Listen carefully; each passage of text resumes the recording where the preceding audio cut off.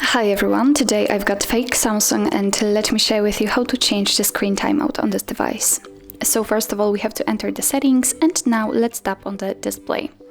As you can see here we've got the sleep option, so simply tap on it, and here we've got plenty of options from which we can choose, so we can set either 15 or 30 seconds or 1, 2, 5, 10 or 30 minutes. Right now we've got 1 minute applied, this option is marked, so in order to change the sleep time all you have to do is simply tap on the option you'd like to use. So I will pick 10 minutes, let me tap on it. And as you can see it immediately changes right here, so it means that from now on after 10 minutes of inactivity this device will black out. So actually this is it, this is how to change the sleep timeout in your fake Samsung. Thank you so much for watching, I hope that this video was helpful, and if it was please hit the subscribe button and leave the thumbs up.